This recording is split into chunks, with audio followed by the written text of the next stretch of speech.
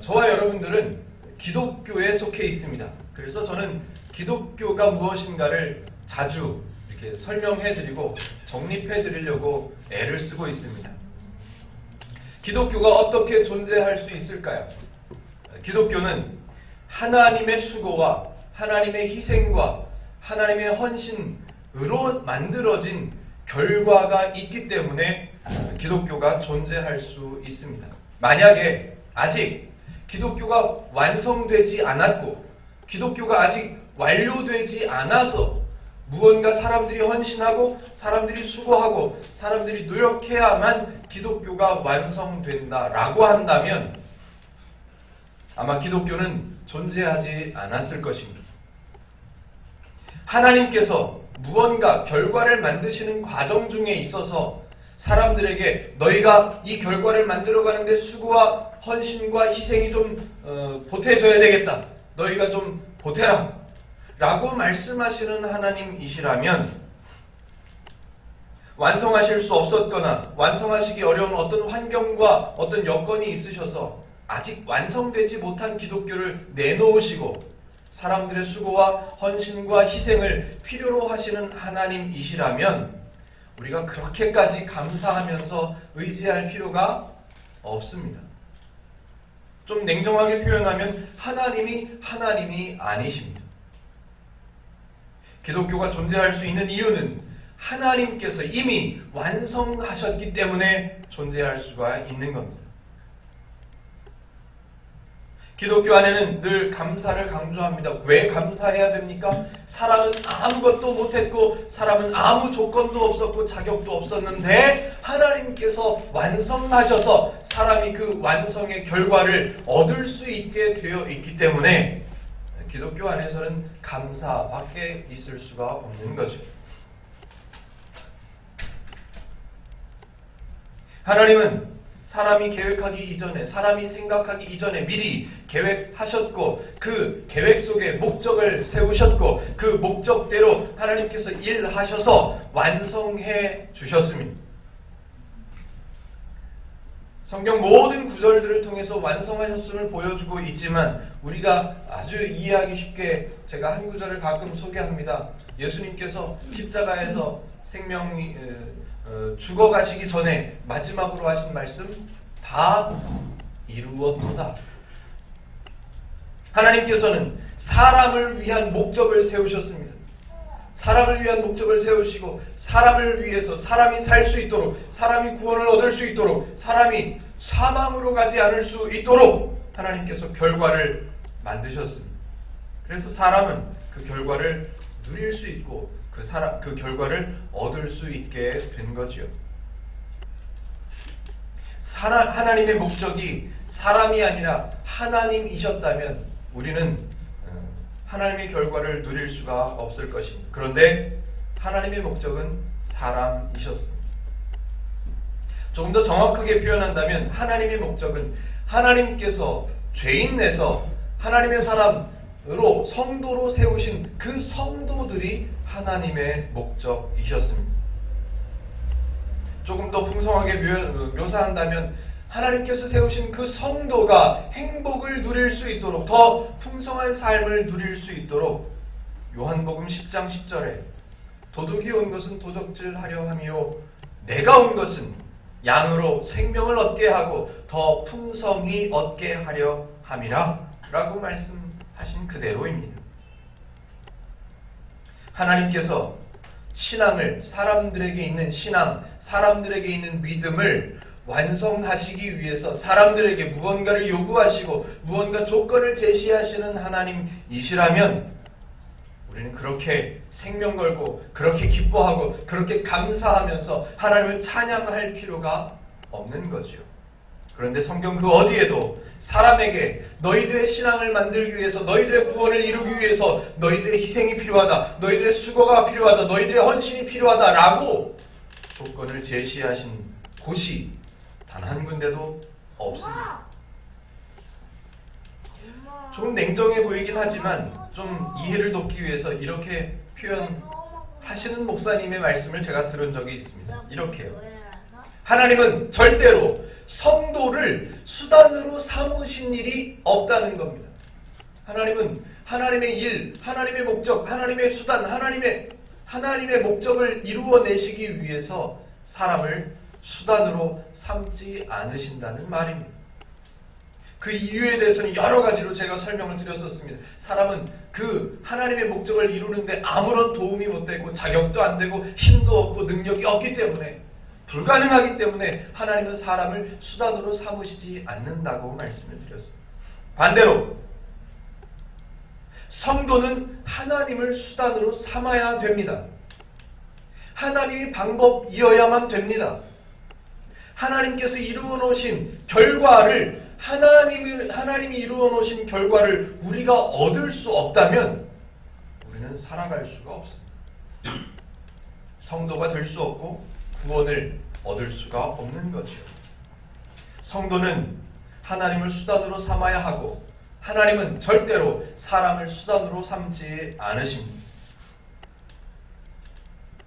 조금 더 구체적으로요. 교회도 마찬가지입니다. 행복누린교회는 그렇게 해보려고 애를 쓰고 있는데요. 교회도 마찬가지예요. 교회가 부흥해야 된다고, 교회가 더 커져야 된다고 성도를 수단으로 삼으면 안 되는 겁니다. 반대로 성도는 성도로 세워지기 위해서, 하나님을 더 배우기 위해서, 하나님께서 주신 은혜를 더 풍성히 누리기 위해서 교회를 수단으로 삼아야 합니다. 그게 정상적인 거고, 그게 편안한 거고, 그게 자연스러운 겁니다. 행복누림교회에서 설교할 때 자주 사용하는 표현 중에 하나가 원리 또는 기준이라는 단어입니다. 하나님의 원리와 사람의 원리는 다릅니다. 조금 더 냉정하게요. 하나님의 원리와 죄의 원리는 완전히 다릅니다. 원리가 다르기 때문에 사람이 성경을 읽었을 때 하나님의 원리로 성경을 읽는가, 아니 자기 몸에, 사람들의 몸에 익숙해져 있는 죄의 원리로 성경을 읽는가의 차이 때문에 성경에 대한 오해가 어마어마하게 많지요. 예를 들어보죠. 성경에는 하나님께서 사람들과 함께 하신다는 말씀이 여러 번 등장합니다. 구약 성경에도 많이 등장하고요. 신약 성경에도 많이 등장합니다. 하나님께서 우리와 함께 하신다는 선포가 성경에는 많이 등장합니다. 그래서 우리는 동행하시는 하나님을 감사하지요. 동시에 이런 표현들 많이 쓰시죠. 불꽃 같은 눈동자로 지금도 항상 24시간 365일 우리를 지켜보고 계신다. 교회에서 이런 표현 많이 썼죠. 하나님께서는 우리를 늘 항상 쉬지 않고 주무시지도 않고 우리를 지켜보시고 감찰하신다고요. 하나님은 우리를 지켜주시지만, 늘 지켜주시지만 동시에 우리가 신앙생활을 잘 하는지를 살펴보시고 감찰하고 계시다고 그렇게 가르쳐 왔지요. 그래서 사람들은 거룩한 부담이라는 이상한 단어를 갖다 붙여가지고 우리는 하나님 앞에서 살아가야 된다고, 우리는 하나님의 눈 앞에서 사는 거라고, 더 성실하게 신앙생활을 해야 하고, 더 기도생활을 잘 해야 하고, 더 열심히 봉사해야 하고, 하나님을 기쁘시게 하는 삶을 살아내야 한다고 하나님께서 동행하심을 그렇게 이해하곤 했죠. 그래서 한때는 코람데오라는 말이 유행하기도 했었습니다. 코람데오, 하나님 앞에서라는 말입니다. 우리는 성도로서 하나님 앞에서 살아가는 사람들이다. 거룩한 삶을 살아내야 하고, 전도하는 삶을 살아내야 하고, 더 기도하는 삶을, 더 헌신하는 삶을, 더 열심히 살아가는 신앙생활하는 삶을 살아내야 한다. 왜? 하나님 앞에서 사는 사람들이니까. 사람들의 원리는 그런 식으로 흘러갑니다. 그렇다면 제가 다르다고 강조를 하면서 하나님의 동행하심을 설명했는데, 예를 들어서 말씀을 드렸는데, 성경은 어떤 의미로 하나님께서 함께 하신다고 말씀하셨을까요? 우리는 그렇게 들어왔었다고요. 하나님 앞에서 사는 성도이기 때문에 더 성실하게, 더 열심히, 더 신앙적으로 살아내야 한다고 그렇게 배워왔었다고요. 자, 로마서 1장부터 11장까지 계속해서 뭘 강조했습니까? 사람은 부족하다. 사람은 전적으로 연약하다. 그래서 누가 행하셔야만, 하나님께서 행하셔야만, 누가 헌신하셔야만, 하나님께서 헌신하셔야만, 그래야만 사람은 구원을 얻을 수 있다고. 그 방법 말고는 없기 때문에. 그렇다면 하나님이 사람에게 아무것도 요구하지 않으시고, 아무것도 제한하지 않으시고, 아무것도 묻지도 따지지도 않으시고, 하나님께서 먼저 계획하시고 먼저 판단하셔서 사람을 위한 목적, 사람을 위한 결과를 이미 이루어 놓으셨다면 사람을 감시하실 필요가 없는 거죠. 사람이 잘하는가 잘못하는가에 대해서 따져보실, 살펴보실, 책망하실 이유가 없는 거죠. 왜? 그 사람이 잘하는가 못하는가 때문에 결과가, 이미 만들어진 결과가 달라질 수 없기 때문에, 더구나 하나님께서 사람에게 기대하신 것이란 아무것도 없었기 때문에 하나님은 사람들을 감시하시거나 감시하셔서 감찰하셔서 사람이 잘하면 칭찬하고 잘못하면 책망하실 필요가 전혀 없으시다는 사실입니다. 오히려 하나님께서 사람을 보실 때는 늘 잊어버릴까봐 불안하시죠. 내가 헌신해서 풍성함을 누리라고 다 줬는데 그걸 누리지 못할까봐 안달이시지요.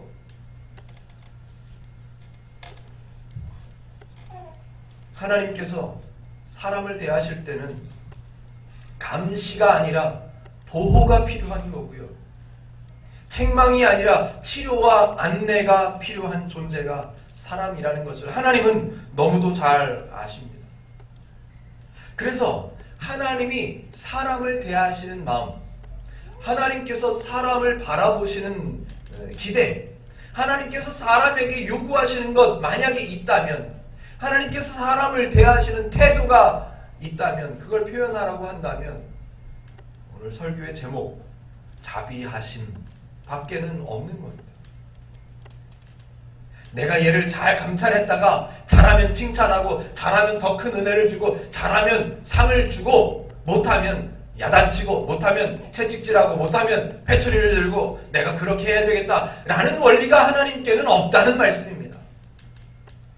하나님은 오로지 사람을 대하실 때 쟤가 부족했지, 쟤는 연약했지, 쟤는 몰랐지, 쟤는 가능성이 없었지, 쟤는 자격이 안 됐었지, 그래서 내가 살렸지, 그러니까 쟤를 대할 때는 나는 무조건 자비함으로 사람들을 대해야 된다라는 원칙, 그 원칙밖에는 하나님에게는 다른 원칙이란 존재할 수가 없습니다. 하나님께서 사람을 대하실 때 절대로 명령하심이 존재할 수가 없습니다. 예, 명령 같아 보이는 표현들이 등장하고 있습니다. 성경에 수없이 많은 구절들을 읽을 때 명령 같아 보입니다. 따져보십시오. 구절, 명령 같아 보이는 구절들 하나하나를 들추어서 따져보십시오. 하나님께서 과연 이걸 명령이라고 우리에게 주신 이유가 뭘까? 하나님께는 아무런 득이 없습니다. 명령이라고 표현할 수가 없는 얘기들이에요. 다 따지고 보면 사람을 위한 말씀들밖에는 없습니다. 그래서 정확하게 표현한다면 하나님이 사람을 대하실 때 명령 존재할 수가 없습니다.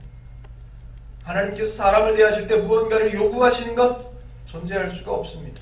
잘못했을 때 때려요? 아닙니다. 잘못했을 때 때리시는 하나님, 그런 원리란 없습니다. 어떤 대가를 위해서, 어떤 하나님께서 무언가를 주시기 위해서 조건을 제시하시는 내용 존재할 수 없습니다. 하나님은 제가 말씀드린 그대로 이미 사람을 목적으로 삼으시고 그 목적을 위한 결과를 만들어 놓으셨습니다. 끝내셨어요. 완성하셨습니다. 다 이루셨습니다. 그래서 하나님께서 기대하시는 것은 자비하심으로 사람들이 내가 쟤네들한테 준 모든 것을 누리기를 원하시는 마음이시죠. 하나님께서 요구하시는 것이 아무것도 존재할 수 없다고 말씀을 드렸지만 오늘은 요구하는 게 처음으로 등장합니다. 그런데 요구하는 말이 너 이거 해야 된다, 너 이거 맞춰야 된다, 너 이런 결과를 만들어내야 된다가 아니라 권하노니로 등장할 수밖에 없는 거예요. 그저 권면해보는 거예요. 너 이거 안 하면 내가 가만 안 놔둔다. 명령이 아니라 권면하실 수밖에 없는 거예요. 왜? 사람을 아시니까요. 그래서 오늘 사도 바울이 로마서 1장부터 11장까지 하나님을 설명한 뒤에 12장을 시작하면서 1절에서 이렇게 표현하는 거예요. 그러므로 지금까지 하나님을 다 설명했잖아. 그러므로 형제들아, 내가 하나님의 모든 자비하심으로 하나님을 다 따져보세요. 이것도 저것도 하나님의 이 모습도 저 모습도 이 말씀도 저 말씀도 이 행위도 저 행하심도 다 따져보세요. 그 모든 것은 사람을 향한 자비하심입니다. 하나님의 모든 자비하심으로 너희를 권하노니, 이게 하나님의 입장에서 제일 크게 요구하시는 거예요. 권하노니, 이게요. 드디어 이제 하나님께서 사람에게 무언가를 요청하는 권하노니라는 단어가 등장했습니다. 제가 드디어라고 표현하는 이유가 있습니다. 지금까지 로마서 1장부터 11장까지를 계속해서 살펴봤습니다. 기억에 남으시는 내용이 어떤 내용이신지는 잘 모르겠습니다만 간단하게 더듬어 보면 복음이죠. 하나님을 바르게 알아야 된다죠. 왜? 로마에 있는 성도들이 하나님을 왜곡했고 복음을 오해해서 힘들어하고 자기네들에게 어울렸던, 자기네들에게 익숙했던 죄의 원리로 가지고 살아가고 있어서 아파하고 갈등하고 시기하고 질투하고 상처를 만들면서 살아가고 있었기 때문에 복음을 바르게 가르쳐주는 내용으로 1장부터 11장까지 사도 바울은 걸어왔습니다. 그래서 로마서 1장 1절에 어떻게 시작합니까? 로마서를 처음 시작하면서 예수 그리스도의 종 바울은 사도로 부르심을 받아 하나님의 복음을 위하여 택정함을 입었으니 라고. 뭐를 위해서? 하나님의 복음을 위해서. 로마서 11장까지 지난주까지 계속해서 하나님을 설명했습니다. 너네가 오해하고 있는, 너네를 책망해, 너네를 질책해, 너네를 이렇게 따져보셔? 아니, 그런 하나님이 아니라 사람에게 필요한 희생이 있다면 하나님이 대신 희생해 주시는 하나님. 사람이 무언가 결과를 얻기 위해서 수고가 필요했다면 하나님이 미리 수고해 주시는 하나님. 그래서 결과적으로 사람이 죄인이었었지만 하나님과의 관계가 다시 회복된 상태로 되어 있다라는 것을, 그 복음을, 그 은혜를 계속해서 설명해 왔었습니다. 기억하시기 좋게 바로 지지난주 내용만 다시 한번 생각해 보죠. 돌감람나무, 나쁜 올리브 나무에 붙어있던 가지를 꺾었어요. 그래서 어디로? 좋은 감람나무, 참 감람나무, 좋은 올리브 나무 가지로 접붙였어요. 그래서 저절로 이 가지는 아무것도 기대하지도, 아무것도 제한하지도, 아무것도 요구하지도 않았지만 자연스럽게 좋은 뿌리로부터 좋은 영양분, 좋은 즙을 먹기 시작했습니다. 그래서 너희들은 자랑할 게 없는 거야. 너희들은 다른 사람들을 없이 볼 수가 없는 거야. 다른 사람들을 손가락질할 수 없는 거야. 왜? 너희들은 그냥 접붙임을 받은 가지일 뿐이니까. 그래서 풍성함을 누리고 마음껏 만끽할 수 있는 그런 가지가 되었으니까 그렇게 복음을 설명했죠. 아니, 더 많은 방법, 더 많은 예를 들어서 설명했죠. 친절하게, 상세하게, 언제까지? 알아들을 때까지. 충분히 설명했고, 여러 번 설명했고, 이만하면 됐겠다라고 설명한 1장부터 11장까지의 내용이 있어야만 12장을 시작할 수가 있는 거예요. 1장부터 11장까지의 내용이 없이 야, 내가 너를 구원했으니까 너 이것 좀 해봐 라고 말씀하신다면 명령이죠. 요구지요. 제한일 수밖에 없습니다. 그렇다면 하나님의 기준도 달라져야죠. 따져보셔야죠. 하나님에 대해서 아무것도 설명하시지도 않으셨으면서 사람에게 무언가 요구하셨다면 잘하는지 못하는지를 따져보셔야 맞지요. 그런데 이미 충분하게 소개를 했습니다. 1장부터 11장까지요. 어떻게 보면 지루하리만큼 아우 그 얘기를 또 해? 아우 나 지난번에 알아들었어. 또 해 그 얘기를? 할 정도로 반복하고 또 반복해서 설명을 했습니다. 하나님의 은혜를 알면 하나님에게는 명령하심이 없다는 것이 자동적으로 이해가 됩니다. 사람이 부족하고 사람이 연약하고 사람이 가능성이 없었던 죄인이었었다는 것을 알게 되면 하나님에게는 명령과 요구와 조건과 그런 것들이 있을 수가 없다는 것을, 그런 요건, 그런 요구, 그런 명령, 그런 책망, 그런 제한을 받을 수 없는 존재라는 것을 사람은 너무너무 잘 알게 되죠. 자, 오늘 12장 1절, 2절 본문으로 삼고 읽었습니다. 과연 12장 1절에 등장되어 있는, 소개되어 있는 단어들은 어떤 의미가 있을까요? 과연 어떤 감동, 어떤 감격이 있을까요? 제가 한번 읽었지만 1절을 다시 한 번만 같이 읽어보도록 하겠습니다. 한번 또박또박 읽으시면서 이게 두 줄, 몇 줄 되나요? 한번 외우겠다는 마음으로 한번 또박또박 읽어보십시다. 시작! 그러므로 너희를 권하노니 너희 몸을 하나님이 기뻐하시는 거룩한 산 제물로 드리라.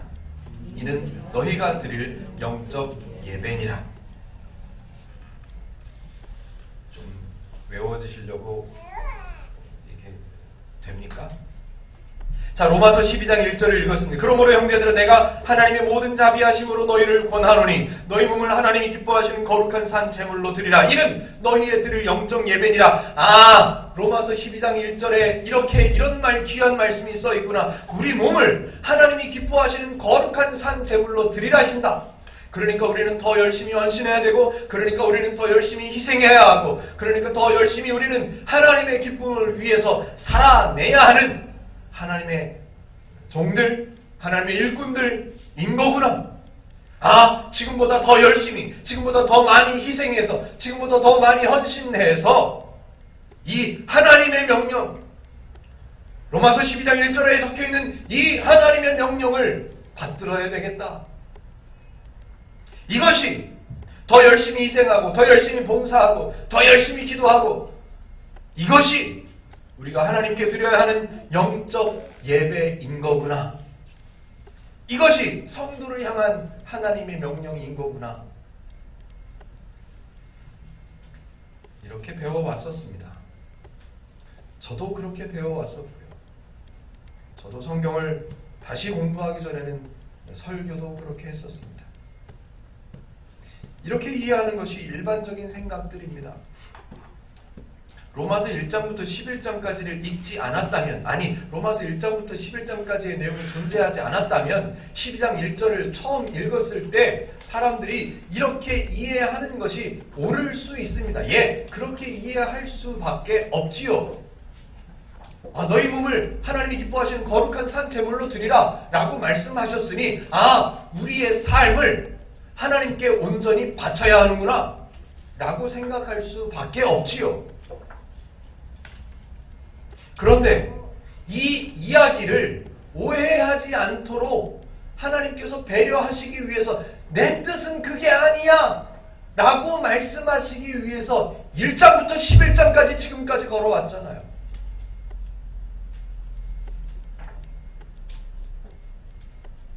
(1장부터 11장까지) 단 한 번도 사람에게 조건을 제시하신 적이 없고, 단 한 번도 사람에게 명령하신 내용이 없는 그 하나님께서 갑자기 12장에 와서 마음이 달라지셔가지고 생뚱맞게, 아무리 생각해봐도 나 혼자 희생하는 거는 별로 의미가 없는 것 같다. 니네도 뭔가를 해야 되지 않겠냐? 내가 희생해서 내 생명 걸고 너희들을 구원해냈으면 너희도 너희도 니네 스스로를 거룩한 산 제물로 바쳐야 되지 않겠냐? 내가 아무리 생각해봐도 1장부터 11장까지는 내가 잘못 얘기한 것 같다.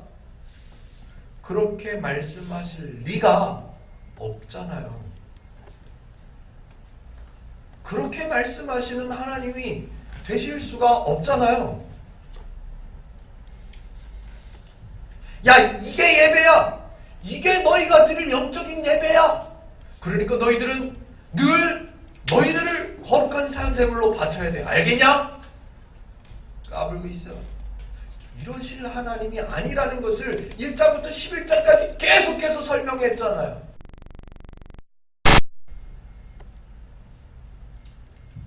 절대로 그러실 수 없습니다. 이해를 돕기 위해서 제 얘기를 좀 해보죠. 제가 미취학, 요즘 용어를 써보겠습니다. 미취학 아동이었을 때, 동민이 정도 때는 잘 몰랐으려나요? 초등학생 정도 되었을 때, 저학년, 저희 아버지는 스텔라를 몰고 다니셨어요. 스텔라 아시나요? 어른들은 아시려나요? 스텔라를 운전하셨었죠. 그때 당시에 제 어린 마음에 운전하는 우리 아버지는 엄청난 능력의 소유자예요. 이야, 이 육중한 차를 가족들을 태우고 어디론가 이렇게 이동하실 수 있는 그 능력을 가진 우리 아버지는 엄청난 분이셨습니다. 감히 따라가거나 상상하거나 흉내낼 수조차 없는 높으신 분이셨죠. 운전석에 앉아보고 싶은 이 남자아이라서 그랬는지 몰라도 운전석에 한번 앉아보고 싶고 그 기어를 한번 만져보고 싶은 그 굴뚝 같은 욕망이 얼마나 호기심이 많았었는지 모릅니다. 그런데 절대로 허락하지 않으시죠. 왜? 위험하다고. 그런 꼬마였습니다. 저희 아버지는 어른들은 걱정하시면서 거기 앉으면 안 된다. 운전석에 앉으면 안 된다고. 기어를 만지면 안 되고 핸들도 만지면 안 되고. 네, 그랬었죠. 어느덧 세월이 흘러서 그 꼬맹이가 군대도 다녀오고요. 이제 운전면허증도 땄습니다. 운전면허증을 따고 나서 세월이 좀 더 흘렀지요. 그러던 어느 날 저희 아버지가 어디 일하러 가야 된다고 말씀하시면서 저랑 같이 가자고 그러시면서 자동차 키를 건네주시는 거예요. 네가 운전해라. 이야, 이거는요. 이 마음을 아십니까? 야, 이때까지는 나는 아버지 차를 운전할 수 없는, 자격도 안 되고 능력도 안 되고 비록 운전면허증은 있다고는 하지만 아직 우리 아버지가 허락할 만한 그런 존재가 못 된다고 생각하고 있었는데 어느 날 갑자기 그 자동차 열쇠를 저에게 건네주시면서 오늘은 네가 운전해라. 이거는요 말로 표현할 수가 없는 거예요. 야, 이제 아버지가 나를 좀 인정하시는구나. 야, 이제 나도 애가 아닌가 보다. 이제 나도 능력이 좀 있는가 보다. 나도 운전할 수 있는, 야, 나도 되는구나. 이건 감격이죠. 이거는 제가 이해를 돕기 위해서 조금 더 격하게 표현합니다. 가슴이 터질 것 같았습니다. 야, 우리 아버지가 나한테 열쇠를 주셨어요. 운전하래요. 이야, 이거는 세상 다 얻은 거죠. 세상 끝난 거예요. 아버지가 막내 아들한테 아버지의 욕구를 충족하기 위해서, 아버지가 편하시기 위해서, 아들에게 수고를 맡기기 위해서, 막내 아들을 써먹기 위해서 막내 아들에게 애쓰라고 그래서 자동차 키를 주시면서 운전하라고 하셨을까요? 너도 이제 다 컸다. 너 내가 인정한다. 너 이제 애가 아니다. 너 충분히 기뻐해도 된다. 너 감동해라. 인정하시는 거죠. 그래서 운전하라라고 말씀하시는 거예요. 왜? 제가 이제 어린아이가 아니고 저에게 이제 충분히 자격이 주어졌고 이제 충분한 능력이 있다고 판단하셨기 때문에 자동차 열쇠를 주시면서 너 이제 운전해라 라고 인정해 주시는 거예요. 로마에 있는 성도들 1장부터 12장까지 충분히 봤잖아요. 어땠습니까? 하나님을 제대로 알기나 했습니까? 복음을 제대로 이해나 했습니까? 하나님의 원리를 몸에 배어 있도록 살아냈습니까? 다른 사람들을 대할 때 하나님의 원리로 대할 줄 알았습니까? 아니요. 아무것도 없었죠. 능력도 안 되고 자격도 안 되고 그런 생각, 그런 원리 눈꼽만큼도 없었던 사람들이 로마의 성도들입니다. 온갖 왜곡된 복음들을 쫓아다니느라고 바쁘고 온갖 하나님의 원리가 아닌 다른 원리, 죄의 원리를 쫓아 살아내기에 급급했던 사람들이었습니다. 하나님의 자녀임에도 불구하고 하나님을 아버지로 생각할 수 없는 존재가 되어버렸습니다. 하나님을 배신하기를 밥 먹듯이 하고요. 하나님을 떠나버리는 것을 아주 생활로 여기고요. 그러고 그런 성도들의 모습을 설명하고 그런 상태에 있는 사람들에게 1장부터 11장까지 계속해서 가르쳤습니다. 하나님은 그런 하나님이 아니야. 하나님은 그런 하나님이 아니야. 너네들은 성도야. 성도는 그런 삶을 사는 게 아니야. 그렇게 아파할 필요가 없어. 그렇게 괴로워할 필요가 없어. 왜? 성도니까. 내가 너희들을 위해서 다 줬잖아. 나를 아버지라고 불러봐. 괜찮아, 괜찮아.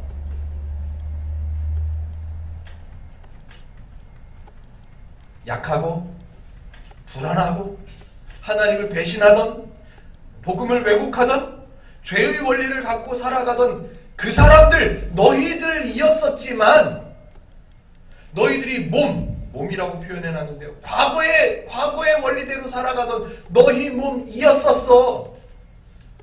그러나 이제는 하나님의 은혜로 하나님의 자비하심으로 너희들은 성도가 되었고 지금까지 충분히 설명했잖아. 그러므로 형제들아,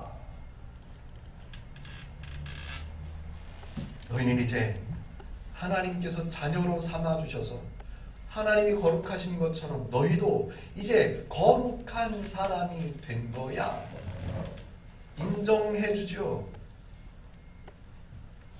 충분히 하나님과 동행할 수 있는 사람, 하나님과 함께 해도 되는 사람이 되었어. 그걸 사도 바울의 표현으로, 성경적 표현으로 예배해도 돼. 어떤 예배? 하나님의 원리로 합당하고 알맞고 적당한, 가능한, 합리적인, 아무리 따져봐도 옳고 그를 수 없는 그런 예배를 드릴 수 있는 존재가 되었어. 이 표현을 뭐라 그래요? 이게 너희가 드릴 수 있는 영적 예배야. 너희도 예배해라.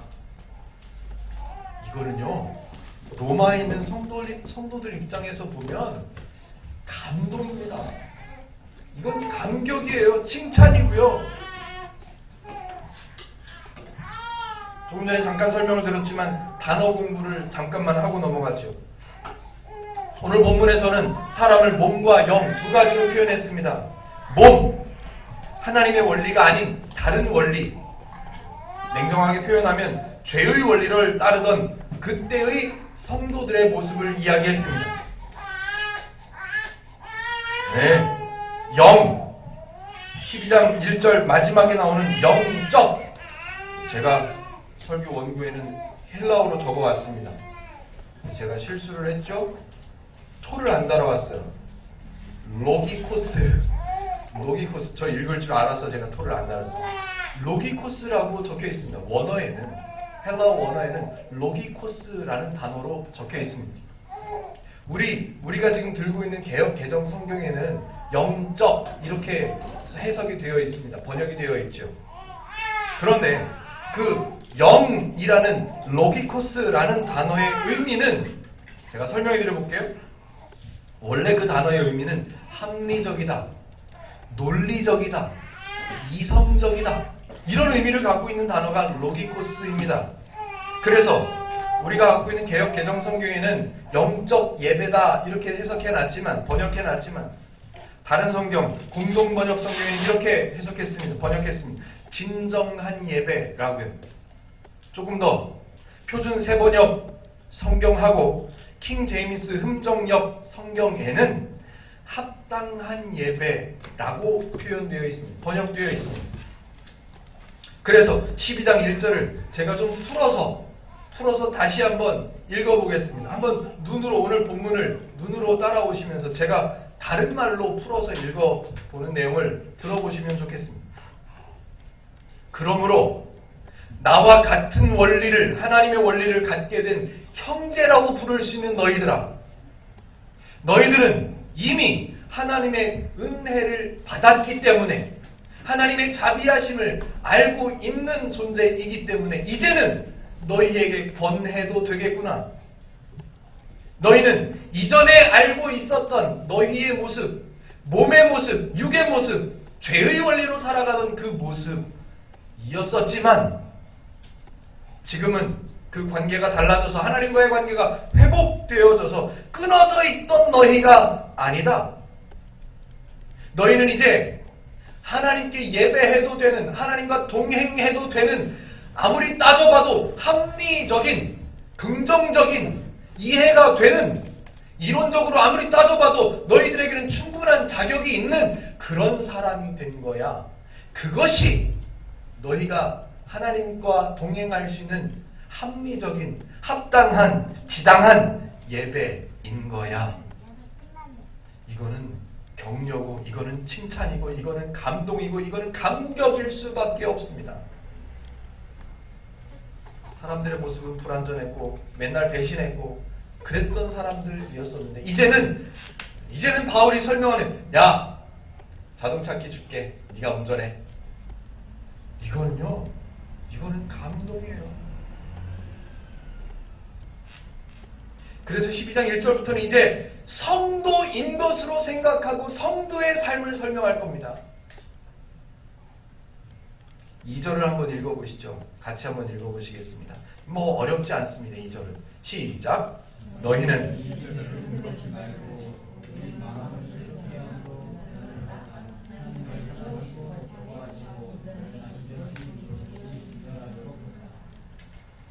제가 한번 여러분들의 수준을 믿고 질문을 드려보죠. 질문입니다. 이 세대라는 단어는 하나님의 원리를 바르게 알고 있는 세대를 말하는 걸까요? 아니면 하나님의 원리를 모르는 세대를 말하는 걸까요? 1번, 2번 몇 번이요? 예, 잘 아십니다. 2번입니다. 하나님의 원리를 알아듣지도 이해하지도 배우지도 못했던 상태, 그 세대를 사도 바울은 이 세대라고 표현하는 겁니다. 이 세대의 원리를 따르지 말라는 거예요. 그렇다면 그 세대의 원리, 하나님의 원리가 아닌 죄의 원리와는 전혀 다른 원리, 하나님의 원리로 살아야 되기 때문에 오직 마음을 새롭게 함으로 라고 표현할 수밖에 없는 거예요. 조금 달라져서는 안 돼요. 방향만 조금 바꿔서는 안 돼요. 완전히 달라져야 돼요. 왜? 완전히 다르니까요. 그 표현이 새롭게밖에 안 되는 거예요. 새롭게밖에는. 지금보다 조금 더 잘해야 돼. 지금보다 좀 더 잘 생각해야 돼가 아니라 완전히 새로워지는 거라고 표현할 수밖에 없는 거죠. 뭐 어렵지 않은 내용이었습니다. 쉽습니다. 또 하나요. 하나님의 원리, 하나님의 뜻, 하나님의 목적, 하나님의 기준은 사람에게 분명히 선한 겁니다. 좋은 거예요. 1장부터 11장까지 계속 설명했잖아요. 너무너무 좋은 거예요. 당연한 거지요.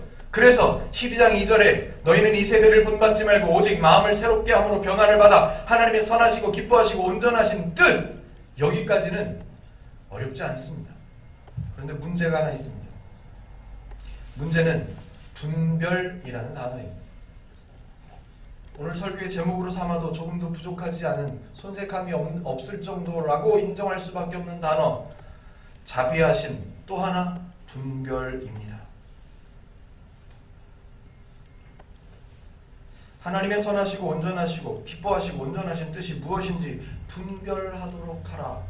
이 분별이라는 단어를 잘 이해를 하셔야 됩니다. 설명을 해보겠습니다. 하나님의 원리가 좋아요. 예, 좋습니다. 인정합니다. 하나님의 원리가 너무너무 좋아요. 그렇다고 1장부터 11장까지의 설명을 다 생략해버려. 하나님은 좋으신 분이야. 하나님의 뜻은 사람을 위한 거야. 이런 내용의 설명이 담겨져 있는 1장부터 11장까지 다 빼버리고 하나님의 원리는 좋기 때문에 사람들에게 다 너희는 무조건 이 원리를 따라. 이 원리만 너네들한테 있어야 돼. 라고 명령처럼 얘기하시고 개목걸이를 걸고 끌고 가시는 것처럼 하나님의 원리를 끌고 가신다면 사람을 인격적으로 대하시는 게 아닌 거죠. 나는 모르는데 저게 좋은지 안 좋은지 나는 아직 모르겠어. 근데 하나님 혼자 좋다고 나를 끌고 가려고 그래. 누가 좋다고 그래요, 그거를? 그런데 11장까지 다 설명해 줬습니다. 하나님의 원리가 너무너무 좋다는 것을 다 설명해 놓고도 그걸로도 하나님이 안심이 안 되셨는지 하나님의 선하시고 기뻐하시고 온전하신 뜻이 무엇인지 분별하도록 하라라고 합니다. 분별. 나중에 의심되시면 와서 제 원고를 한번 보십시오. 헬라어로만 써놨는데 토를 안 달아놨어요. 즉 제가 읽을 수 있다는 거죠. 도키마조라는 단어로 분별이라는 단어가 설명되어 있습니다. 우리말에는, 우리 성경에는 분별이라는 단어로 번역했지만 제가 성경 원어 사전에 나오는 의미, 도키마조라는 단어의 의미를 다 말씀드려 볼게요.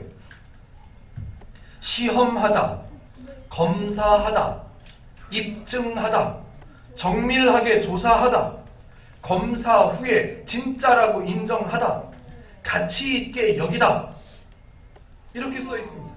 성경 원어 사전에는 도키마조라는 단어가 분별이라고 안 돼 있고 시험하고 검사하고 입증해보고 정밀하게 조사해보고 검사 후에 진짜라고 인정해보고. 무슨 말이에요? 하나님의 뜻은 분명해요. 사람에게 선하시고 기뻐할 만하고 온전하십니다. 완벽해요. 부족함이 없어요. 사람에게 가장 좋은 원리예요. 그러나 하나님은 이해하지 못하는 사람을 생각하셔서 억지로 끌고 가지 않으십니다. 야, 따져봐. 한번 테스트 해봐. 한번 검증해봐. 니네가 따르던 원리가 좋은 건지, 내가 지금까지 설명한 원리가 좋은지 분별해, 따져봐, 검증해봐, 검사해봐, 확인해봐. 그리고 나서 가치가 있다고 인정되면 따라와. 하나님은 절대로 사람을 끌고 가지 않으십니다. 알려주시고, 가르쳐주시고, 베풀어주시고, 기다려주시고. 제가 재밌는 단어를 한번 써놔봤는데요. 사람을 향한 하나님의 마음은, 사람을 향한 하나님은 자비하심의 종결자이십니다. 자비하다 말을 아무리 말해도 우리가 믿는 하나님 같은 자비하심, 이거는 종결자예요. 이 이상의 자비하심 없습니다.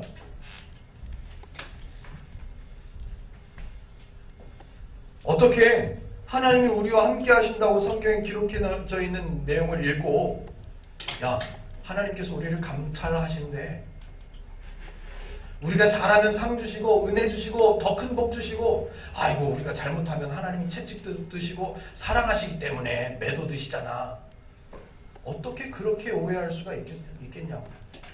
하나님은 사람을 대하실 때 무조건 하나부터 10까지, 아니 하나부터 100까지 무조건 자비하심이에요. 아무리 좋은 거라도 억지로 끌고 가지 않으시는 하나님이세요. 어떻게 하나님이 우리를 보고 계시니까 야, 우리 조심하자, 우리 더 열심히 희생하자, 죄 짓지 말자, 어떻게 그렇게 오해를 합니까? 불안합니까? 아니요. 오히려 죄를 지을 수 있는 확률, 죄를 지을 수 있는 가능성이 있는 곳으로 내가 가야 된다면 하나님 따라오세요. 하나님이 같이 계셔야 될 것 같으네요.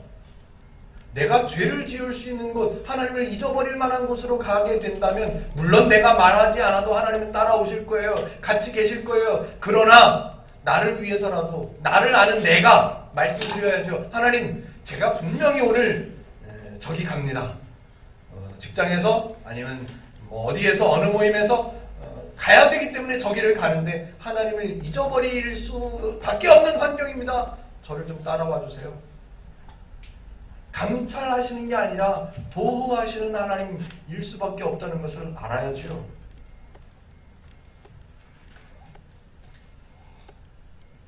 사람이, 아니 우리가 하나님을 모르면 끝까지 기다려주시고 우리가 참아 하나님을 다 참아가 아니라 하나님을 이해하지 못하면 하나님을 알아들을 때까지 1장부터 11장까지 또 하고 또 하고 또 설명하시는 하나님. 아니 마침내는 우리가 하나님을 모르고 하나님을 외면하고 배신하고 떠나가 버려도 하나님은 우리를 향해서 배신한 우리들을 향해서 두 손을 들고 절대로 내려버리지 않으시는 포기하지 않으시는 하나님인 것을 설명해 놨는데 어떻게 하나님을 두려워해야 된다고 하나님이 우리를 지켜보신다고 불안해해야 된다고 더 잘해야 된다고 오해할 수가 있겠냐고요. 그러냐? 니네가 아직 그 수준이야? 내가 기다려줄게. 충분히 따져봐. 충분히 검사해봐. 충분히 검증해봐. 입증될 때까지 내가 기다려줄게. 하나님은 사람을 향해서 선하시고 기뻐하시고 완벽한 온전하신 뜻이 분명하지만 너희들은 분별해봐라. 검증해봐라. 기다려줄게. 로마서 12장 1절과 2절은요. 이게 로마에 있는 성도들에게 뿐만이 아니라 저와 여러분들에게도 이건 감동입니다. 이게 바로 은혜지요. 이게 하나님의 자비하심인 거예요. 아이고 나는 아직 교회 다닌 지 얼마 안 돼갖고 성경도 잘 모르겠고 내가 신앙이 신앙 같지도 않고 내가 무슨 구원이야 구원은. 그럴 리가 없다고요. 하나님은 그런 분이 아니시라니까요.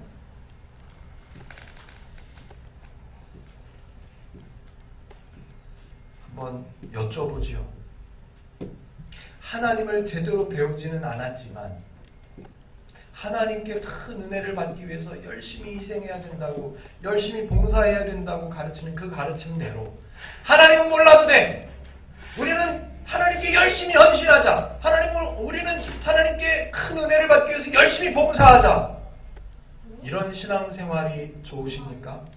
아니면 나는 별로 하는 게 없어 보여도 너무 좋으신 하나님을 배워가면서 그 하나님이 나에게 주신 게 무엇인가를 하나하나 배워가면서 천천히 누리는 신앙생활을 하는 것이 좋으십니까? 어느 쪽을 가시겠습니까? 많은 교회들이 안타깝게도 하나님은 제대로 배우고 있는지 검증하거나 확인하지는 않고 열심히 헌신하고 열심히 봉사하다 보면 믿음이 생긴다고 말합니다.